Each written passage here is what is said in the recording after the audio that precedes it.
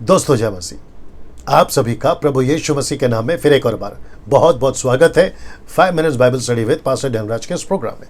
दोस्तों आप लोग कैसे हैं? आशा करता हूं आप लोग खैरियत से हैं, सलामत हैं। मेरे यीशु मसीह ने आपको बिल्कुल भला चंगा रखा होगा ना। दोस्तों मैं जानता हूं मेरी वीडियोस को आप लोग देख रहे हैं, आत्मिक उन्नति कर रहे हैं, दूसरों को भी शेयर कर रहे हैं। कल एक अच्छी बात हुई कि कम से कम 1 लाख का आंकड़ा हम लोग क्रॉस कर पाए, यानी कि सब्सक्राइबर्स। और मैं जानता हूं कि ये इसलिए हो पाया क्योंकि आप लोगों ने भी उसको शेयर करने में, प्रमोट करने में, मेरे चैनल को, मेरे वीडियोस को देखने के लिए देश और विदेश में आप लोगों ने ऐसा करा है, जिसके चलते ये हुआ है। मैं रिक्वेस्ट करता हूँ इसको जारी रखिए। मेरा मकसद है पैसा कमाना, नाम कमाना नहीं। मेरा मकसद है उसका राज्य बढ़ाना, और उसमें आप लोग मेरी जो है मदद कर सकते हैं ना। दोस्तों आज का विषय बहुत दिलचस्प है, बहुत कुछ सीखने लायक है। हिंदूस, मुस्लिम्स और जो अदर रिलीजन्स वाले हैं, कैसे वो बाइबल पे अटैक कर रहे हैं, कैसे यीशु मसीह को गलत साबित कर रहे हैं, विशेष करके मुस्लिम्स। इन सभियों को आप कैसे जवाब दे सकते हैं? आपके पास में आपका विश्वास यानी कि आपका फेथ कितना मजबूत होना चाहिए, आज उसके ऊपर मैं बात कर रहा हूँ। और ऐसी वीडियो पार्ट 1, पार्ट 2, पार्ट 3 ऐसा बनाता रहूँगा, लेकिन फिलहाल आज इसको शुरू कर रहा हूँ। आइए देखते हैं वो क्या है। लेकिन पहले 2 स्लाइड आपको दिखा देता हूँ जो पहली बार मुझे देख रहे हैं या फिर मेरे चैनल को अभी ज्वाइन किए हैं। आइए देखते हैं वो क्या है। तो सबसे पहले दोस्तों जी, मेरा एक पेज है फेसबुक पे डैनियल राज के नाम से, उसको लाइक कर लीजिएगा, मेरे चैनल को सब्सक्राइब कर लीजिएगा, आइकन बेल प्रेस कर लीजिएगा, और यहाँ से आपको नोटिफिकेशन आती रहेगी जब मैं लाइव आऊँगा तब, और जब कोई वीडियो अपलोड होगा तब ना। दोस्तों मसीह मंथन बैठक व्हाट्सएप ग्रुप, ये क्या है, इसके पीछे मकसद क्या है, इन सभी चीज़ों को बताने के लिए आपको व्हाट्सएप ग्रुप ज्वाइन करने के लिए देश और विदेश जहाँ से भी आप हैं, ये 4 नंबर पर कॉल कर लीजिएगा। इसकी स्क्रीनशॉट ले लीजिएगा ताकि कॉल करने में आसानी हो। सुबह 10 से रात को 9 बजे तक ही कॉल करना है, और उसके बाद कॉल नहीं करना है। अगर ये कॉल नहीं उठाते तो एक मैसेज ड्रॉप कर दीजिएगा, और तब तक कॉल करते रहिए जब तक ये आपको रिस्पॉन्स नहीं देते ना। दोस्तों आते हैं आज का विषय। जी दोस्तों, आज का विषय बहुत ज़्यादा सीखने लायक, समझने लायक है। और वह क्या है आज का विषय, ठीक आपके स्क्रीन के ऊपर अभी रख रहा हूँ, पहले देख लेते हैं। लिखा है हर विश्वासी को ये 4 बातें। कौन सी बातें आपके बीच में रख रहा हूं? हर विश्वासी को ये 4 बातें सबसे पहला समझना चाहिए, और दूसरा है, और लिखा है, और समझाना आना चाहिए। ये कौन सी 4 बातें हैं जिसको आपको समझना और दूसरों को समझाना आना चाहिए? मैं रिपीट कर देता हूं, हर विश्वासी को ये 4 बातें समझना चाहिए और समझाना आना चाहिए। अब ये 4 बातें क्या है मैं आपको बता देता हूं। सबसे पहला जी दोस्तों, लिखा है ऊपर देख लीजिएगा, पहला यीशु प्रभु है। दूसरा, यीशु क्रूस पर मारा गया था। तीसरा, यीशु जी उठा है। और चौथा, यीशु वापस आने वाला है। अब आप लोग सोच रहे होंगे कि पास्टर डैनियल आपने ये विषय को क्यों चुना? बड़े ध्यान से सुनना। मुस्लिम्स खास करके, अगर आपको नहीं पता कि टोटल वर्ल्ड पॉपुलेशन, रिलीजियस की बात कर रहा हूँ, माफ करें, रिलीजन्स की बात कर रहा हूँ, टोटल रिलीजन टॉप पर अभी फिलहाल क्रिश्चियंस है। उसमें सब तरह के लोग हैं। उसमें कैथलिक्स हैं, कैथलिक तो 50% है, फिर ऑर्थोडॉक्स है, प्रोटेस्टेंट्स हैं, कैरिस्मेटिक हैं, पेंटिकॉस्टल्स हैं, ऐसे मिलाकर सबसे ज़्यादा अभी टॉप पर पूरी दुनिया में हाईएस्ट रिलीजन नंबर 1 पर क्रिश्चियंस है। दूसरा, आपको शौक होगा जानकर, दूसरा है मुस्लिम्स। जी दोस्तों, मुस्लिम्स। और तीसरे नंबर पर हिंदू आता है, और फिर उसके बाद में बुद्धिस्ट है, जूइश है, पारसी है, XYZ। ठीक है ना। अब इनमें से जो सबसे ज़्यादा जो अटैक कर रहा है बाइबल पर, गलत बातों को लेकर वीडियोस बनाए जा रहे हैं, और दूसरा कह रहे हैं कि यीशु मसीह खुदा नहीं है, यानी कि प्रभु नहीं है। दूसरा कह रहे हैं कि यीशु क्रूस पर मारा नहीं गया। तीसरा कह रहे हैं कि यीशु जी नहीं उठा, और चौथा कह रहे हैं कि यीशु आने वाला नहीं है। अब ये लोग कौन है? खास करके इसमें सबसे ज़्यादा मुस्लिम्स है, बाकी लोग तो बात कर ही रहे। अब आप लोग जो विश्वासी हैं, आप लोग जो क्राइस्ट फॉलोवर्स हैं, आप लोग जो यीशु के फॉलोवर्स, अनुयायी हैं, अब आपको ये समझना ज़रूरी है कि टोटल 4 किताबें, जिसको मुस्लिम्स कहते हैं इंजील, और जिसको हम क्रिश्चियंस यानी कि क्राइस्ट फॉलोवर्स कहते हैं गॉस्पल, सुसमाचार की किताब, वह है मत्ती, मरकुस, लूका, यूहन्ना। इंग्लिश में मैथ्यू, मार्क, लूक, जॉन। मत्ती की किताब में 28 अध्याय, मरकुस की किताब में 16, लूका की किताब में 24, यूहन्ना की किताब में 21। अब ये सभी 4 किताबें अगर आप कभी पढ़े हैं, जो कि आप पढ़ते भी होंगे, कोई 10 साल से, कोई 20 साल से, तो सबसे ज़्यादा 4 किताबों में, जो कि 4 किताबें की टीचिंग या उनका फाउंडेशन, बुनियाद अगर टिका है तो ये चारों पे टिका है। यीशु प्रभु है, 4 किताबें कहती है। यीशु क्रूस पर मारा गया, 4 किताब कहती है। यीशु जी उठा, चारों किताबें कहती है। यीशु वापस आने वाला है, चारों किताबें कहती है। अब कुछ लोग, मसीह की बात कर रहा हूं, विश्वासियों की बात कर रहा हूं, कुछ लोग इसको जानते नहीं है। वो पढ़ रहे हैं सालों से, वो सीख रहे हैं सालों से, लेकिन क्या पढ़ रहे हैं और क्या सीख रहे हैं? यीशु चमत्कार करता है, गलत नहीं है, अच्छी बात है, लेकिन फोकस उनका वही होता है। यीशु आशीष देता है, यीशु मसीह ब्लेसिंग करता है, यीशु मसीह आपको प्यार करता है, ये सब सही है, ये सब सही है, गलत नहीं है। लेकिन लूसीफर इस पर अटैक नहीं कर रहा है। लूसीफर अटैक किस पे कर रहा है? ये 4 मुद्दों पर। और उसको अच्छे से पता है कि अगर ये 4, जिसको कहते हैं ना पिलर, अगर ये 4 पिलर गिरा दिया तो क्रिश्चियनिटी की जो इमारत है ना, वो तो ढह जाएगी, मतलब गिर जाएगी, कोलैप्स हो जाएगी। अब आप सोच के देखिए, आज का मॉडर्न क्रिश्चियन, आज का आधुनिक कलीसिया का एक विश्वासी अगर ये 4 चीज़ को नहीं समझा या नहीं सीख पाया, तो फिर वो दूसरों को कैसे समझाएगा? जिसके चलते मैंने ये टॉपिक डाला था कि हर विश्वासी को ये 4 बातें समझना चाहिए और समझाना आना चाहिए। उसको खुद भी समझना है और दूसरों को समझाना आना चाहिए। अगर ये इस पे फोकस नहीं करता है, ये 4 चीज़ों पे वो फोकस नहीं करता है, उसको पहले ये 4 चीज़ें खुद समझना है, फिर उसको दूसरों को समझाना आना चाहिए। और उसके चलते ये 5 मिनट्स बाइबल कॉन्सेप्ट में आज मैंने ये विषय को चुना और मैं एक एक करके आपके बीच में रखता जाऊंगा। तो सबसे पहला है, यीशु प्रभु है। अब इसको कैसे साबित करें? क्योंकि वो कहते हैं यीशु प्रभु का ब्रैकेट में आप गॉड डाल सकते हैं, खुदा डाल सकते हैं, एलोहिम डाल सकते हैं। मुस्लिम्स कहते हैं कि यीशु प्रभु है ही नहीं, हो ही नहीं सकता। यीशु ने कभी खुद को नहीं कहा कि वो गॉड है। यीशु ने कभी खुद नहीं कहा कि मैं परमेश्वर हूं, तो वो नहीं मानते। लेकिन हम क्राइस्ट फॉलोवर्स ये मानते हैं, क्योंकि कॉन्टेक्स्ट में तो वही है। अब उनको नहीं समझ में आ रहा, वो बात अलग है, लेकिन आपको समझना और आपको उनको समझाना, ये दोनों आना जरूरी है। तो जिसके चलते मैं कुछ चीजें आपके बीच में रख रहा हूं। तो सबसे पहला रोमियो की किताब, उसका 10:9, देखिए क्या लिखा है। लिखा है कि यदि तू अपने मुंह से यीशु को प्रभु जानकर अंगीकार करे और अपने मन से विश्वास करे कि परमेश्वर ने उसे मरे हुए में से जिलाया, तो तू निश्चय उद्धार पाएगा। अब इसका कॉन्टेक्स्ट मैं आगे आपके बीच में रख रहा हूं, और वह है ये, इसको देख लीजिएगा, रोमियो की किताब, उसका 10:12 और 13। मैं आपको बताता हूं कैसे। सबसे पहले पौलुस क्या बोल रहा है पता है? वो कह रहा है कि यहूदियों और यूनानियों में कुछ भेद नहीं है। मैं आपको बताता क्यों। क्योंकि यहूदी अभी तक नहीं मान रहे कि यीशु मसीह पैदा हुआ, यीशु मसीह मरा और यीशु मसीह जी उठा। वो नहीं मान रहे। और साथ ही साथ यहूदी ये भी नहीं मानते कि यीशु मसीह परमेश्वर है या यीशु मसीह प्रभु है। प्रभु को इंग्लिश में लॉर्ड कहते हैं, LORD, लॉर्ड। लॉर्ड का मतलब होता है लॉर्डशिप। जैसे ही आप कहते हो किसी को कि ये मेरा लॉर्ड है, आप उसके गुलाम हो गए, आप उसके दास हो गए, वो आपका स्वामी हो गया।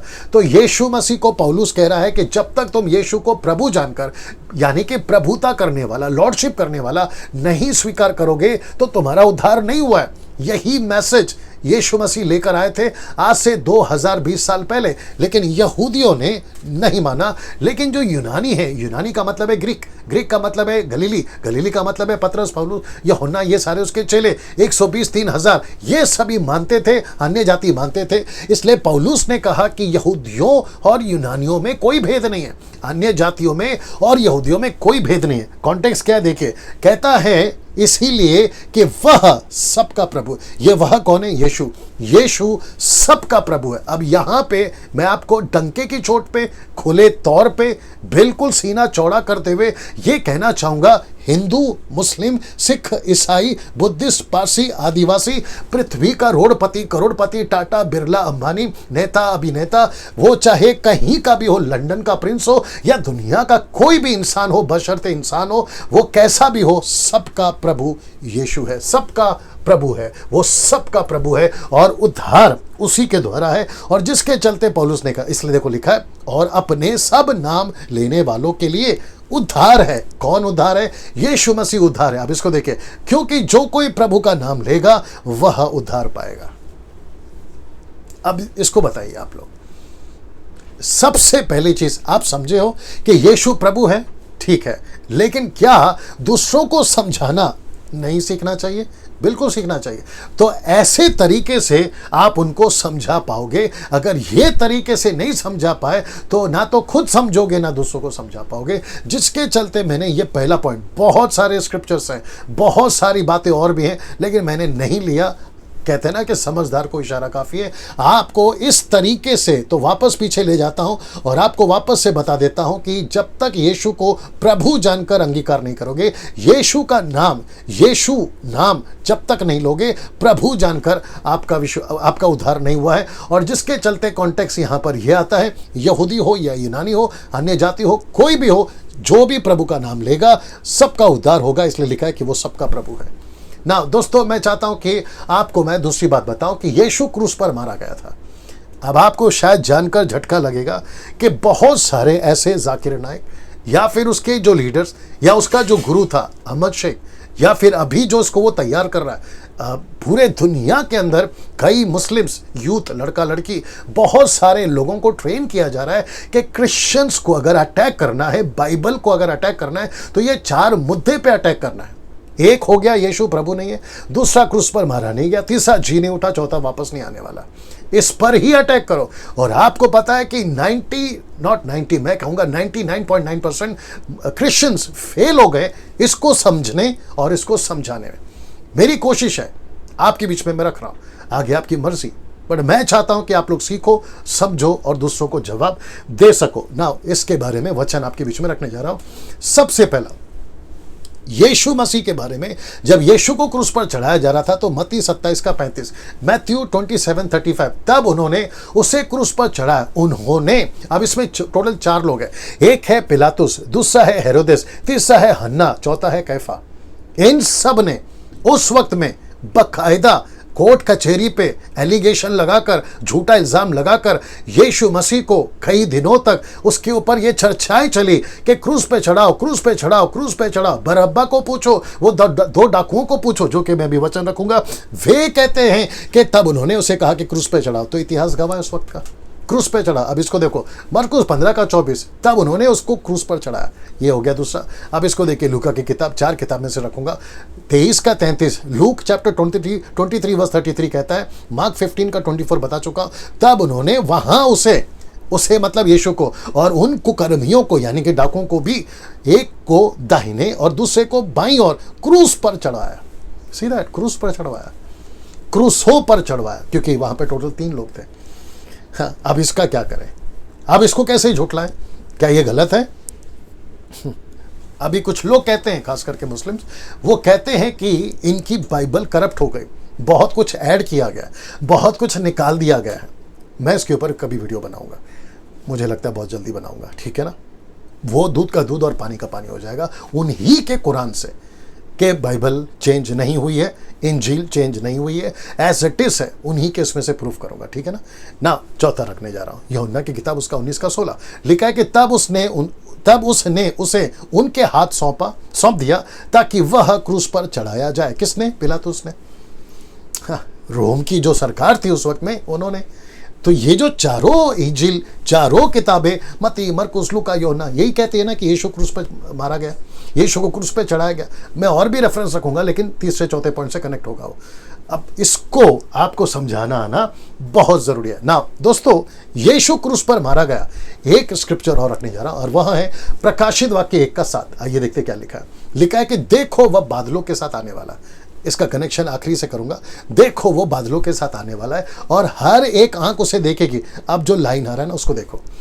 लिखा है कि वरन जिन्होंने उसे भेदा था वे भी उसे देखेंगे। तो किसने भेदा था? कहां भेदा था? क्रूस के ऊपर। यह बात बताती है। तो इसका मतलब है, और पृथ्वी के सारे कुल उसके कारण छाती पीटेंगे। हाँ, आमीन। तो यह स्टेटमेंट किसका है? खुद यीशु का है।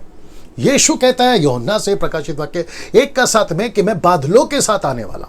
हर एक आंख उसे देखेगी, वरना जिन्होंने उसे भेदा था तो कहाँ भेदा था? क्रूस के ऊपर ना। इसका पैरेलल यानी कि यीशु के पैदा होने से 600 साल पहले या कई वर्षों पहले यीशु के बारे में क्या कहा? किसने? इसने, जकरिया ने 12:10 में। बिल्कुल पैरेलल, मिलता जुलता। क्या लिखा है पता है? तब वे मुझे ताकेंगे, अर्थात जिसे उन्होंने भेदा था। अब याद आ गया आपको?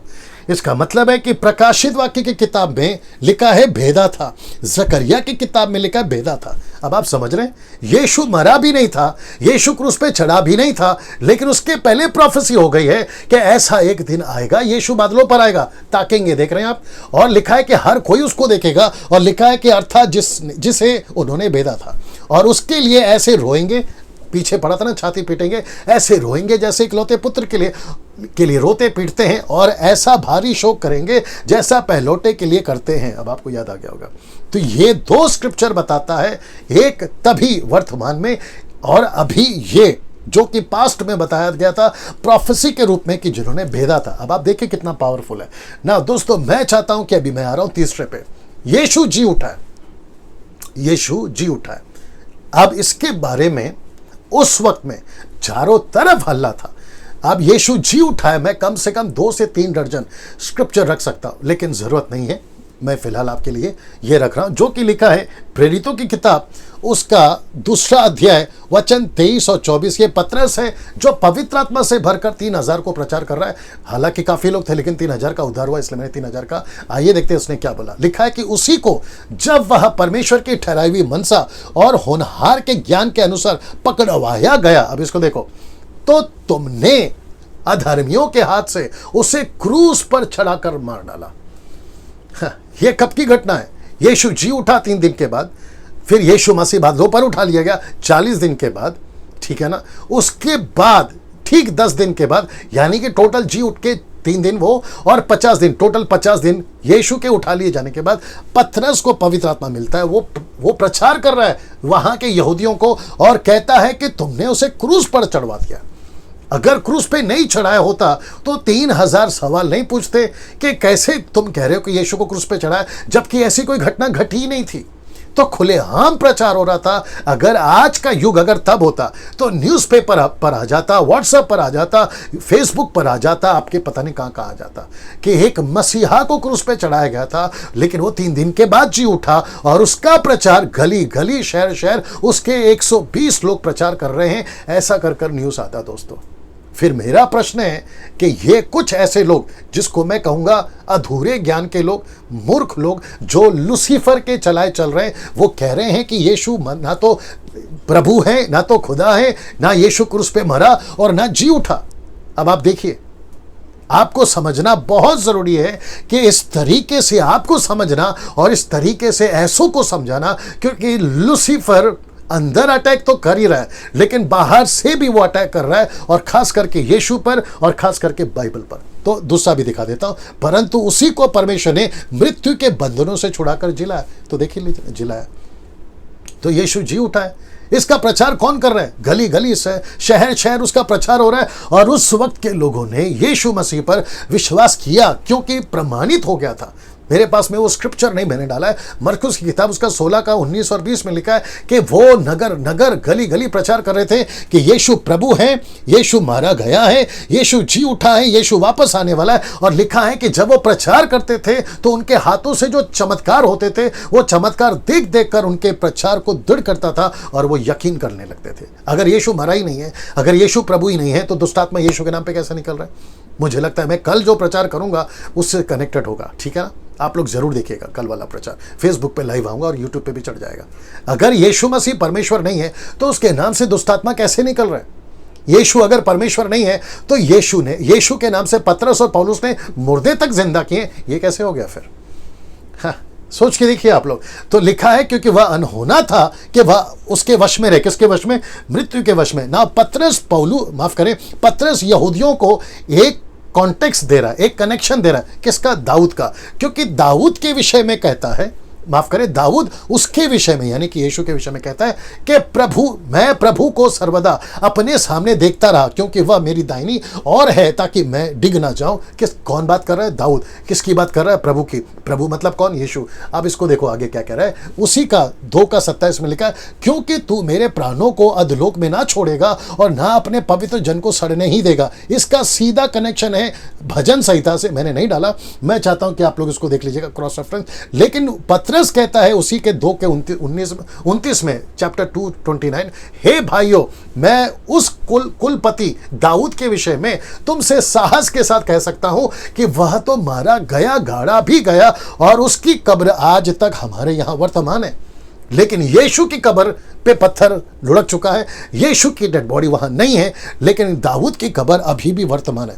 अब आप कनेक्शन देखिए, पतरस सहारा किसका ले रहा है?